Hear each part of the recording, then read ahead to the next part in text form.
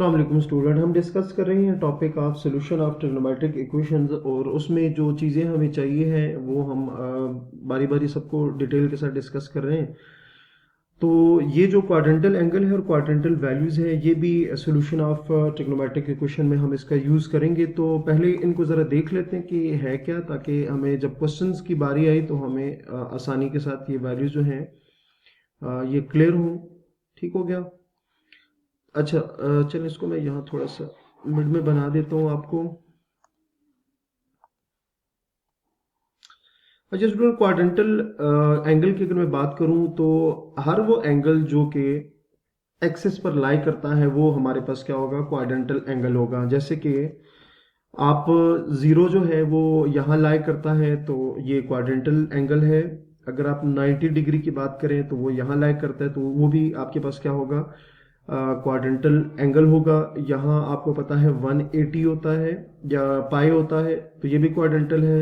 यहाँ 270 क्वाड्रेंटल होगा और अगेन जब एक रोटेशन पूरी होगी तो ये आपके पास 360 डिग्री जो आएगा ये भी क्या होगा, क्वाड्रेंटल एंगल होगा। तो हर वो एंगल जो कि चाहे positive direction of x axis पर आए या negative direction of x axis पर आए उस एंगल को क्वाड्रेंटल एंगल कहेंगे। और उसी तरह कोई भी एंगल चाहे positive direction of Y axis पर आए या negative direction of Y axis पर आए उस एंगल को भी हम क्या कहेंगे, क्वाड्रेंटल एंगल कहेंगे। ठीक है। अब क्वाड्रेंटल वैल्यूज क्या होती हैं, ठीक है। इन एंगल्स जो कि एक्सिस पर बनते हैं उनकी जो वैल्यू होती है उसको क्वाड्रेंटल वैल्यू कहते हैं। ठीक है। जैसे कि हमारे पास जीरो है, अगर मैं इसकी ट्रिग्नोमेट्रिक वैल्यू फाइंड करूं, मतलब साइन और कॉस की हम बात करेंगे। ठीक है। तो अगर मैं साइन जीरो करूं तो साइन जीरो का मतलब होता है जीरो। तो जो 0 डिग्री का जो आंसर आएगा, 0 डिग्री का जो आंसर आएगा जो हमें साइन अप्लाई करने से मिलेगा जो कि जीरो है, हम उस जीरो को क्वाड्रेंटल वैल्यू कहेंगे। ठीक है।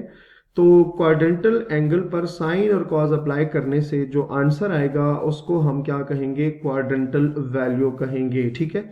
तो यहाँ आपको एक चीज माइंड में रखनी है कि हम पहली जो वैल्यू है उसको हमेशा कॉस कंसिडर करेंगे, पहली जो आंसर होगा। लेट्स से मैं यहाँ पे लिखता हूँ 1 एंड 0 लिखता हूँ। ठीक है। तो इसका मतलब है कि जो पहली वैल्यू है ये कॉस की वैल्यू है और दूसरी वैल्यू साइन की होगी। ठीक है। अच्छा, इसी के देखिए यहाँ 1 0 है तो लेट्स से मैं इसके ऑपोजिट डायरेक्शन में लिखता हूँ -1 0। यहाँ अगर देखें, यहाँ मैं कहता हूँ 0 1 और यहाँ मैं लिख देता हूँ 0 -1। ठीक हो गया। अच्छा, उसकी वजह क्या है, ये देखिए ये x एक्सिस है। तो आपको पता है कि जब ऑर्डर पेयर लिखते हैं तो पहली वैल्यू x होती है, दूसरी वैल्यू y होती है। तो x एक्सिस पे x की कोई ना कोई वैल्यू होती है जबकि y क्या होता है, 0 होता है। तो आप देखें ओवरऑल जो x एक्सिस है वहां पर मेरे पास x कोऑर्डिनेट में यहाँ 1 है और यहाँ -1 है, जबकि y कोऑर्डिनेट जो है वो थॉरली क्या चल रहा है, 0 चल रहा है। तो इसका मतलब ये हुआ कि x एक्सिस की वजह से y की जो वैल्यू है वो 0 आएगी। ठीक है। अच्छा, यहाँ x पॉजिटिव है क्योंकि positive direction of x axis पे है और यहाँ x जो है नेगेटिव आ रहा है -1 क्योंकि वो negative direction of x axis में है।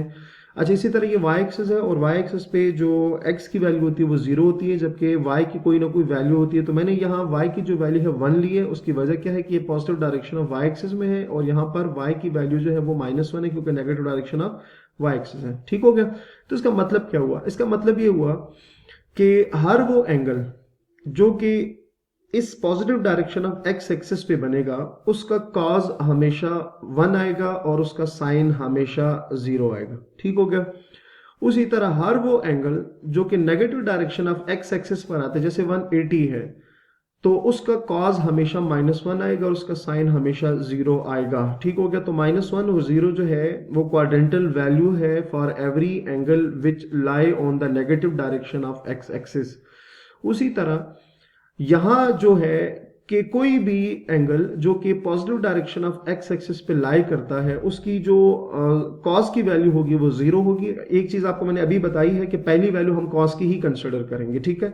और जो दूसरी वैल्यू होगी वो साइन की होगी। तो 90, जैसे लेट से मैं कहता हूँ 90, तो कॉस 90 0 होता है और कॉस साइन 90 जो होगा 1 होता है। ठीक है। लाजमी नहीं कि मैं 90 की बात करूं, आप एक रोटेशन कंप्लीट करें दोबारा आ जाए, एक बड़ा एंगल ले लें, होना ये चाहिए कि वो एक्स एक्सिस पर होना चाहिए, वाई एक्सिस पर। तो हर वो एंगल चाहे छोटे से छोटा या बड़े से बड़ा हो जो कि इस डायरेक्शन में लाई करेगा उसका साइन उसका कॉस 0 आएगा, जबकि उसका साइन क्या आएगा 1 आएगा। उसी तरह जो यहाँ पर लाया करेगा उसको हम उसका कॉस 0 आएगा और उसका y जो है उसका जो सॉरी कॉस है वो -1, साइन जो है वो -1 आएगा। ठीक है, तो ये जो वैल्यूज है ना जो एंगल के बदले में मिल रही है, एंगल कौन से, साइन और कॉस अप्लाई करने से मतलब हर उस एंगल पे यहाँ पे जो आते हैं या इधर आता है या इधर आता है या इधर, उस पर साइन और कॉस अप्लाई करने से जो आंसर्स आएंगे वो हमारे पास क्वाड्रेंटल वैल्यू होगी। ठीक होगी।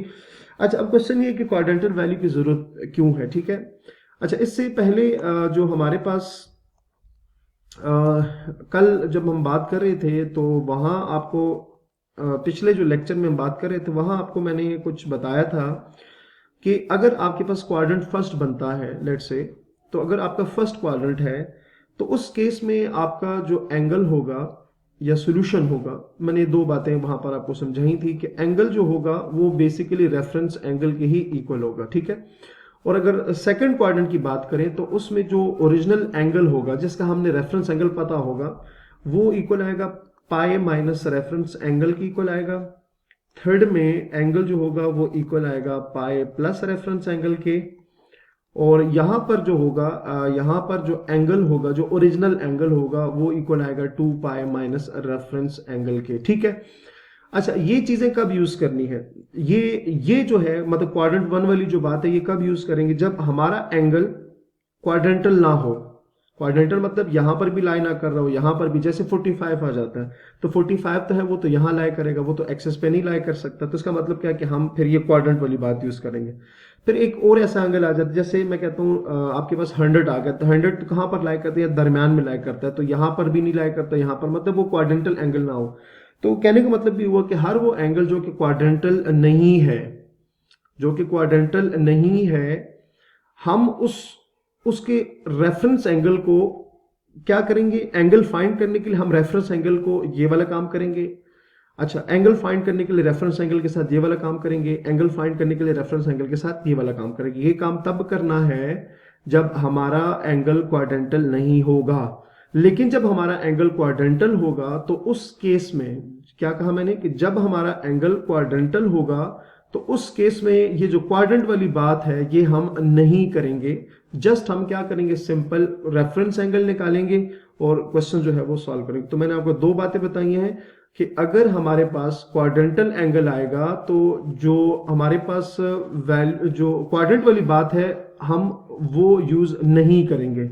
लेकिन अगर हमारे पास एक ऐसा एंगल आ जाता है जो कि क्वाड्रेंटल नहीं है, सॉरी क्वाड्रेंटल नहीं है, तो उस केस में फिर हम क्या करेंगे, ये जो एंगल वाली जो क्वाड्रेंट वाली बात है हम इसको यूज करेंगे। तो उम्मीद है कि यहाँ तक आपको ये बात क्लियर हो गई होगी।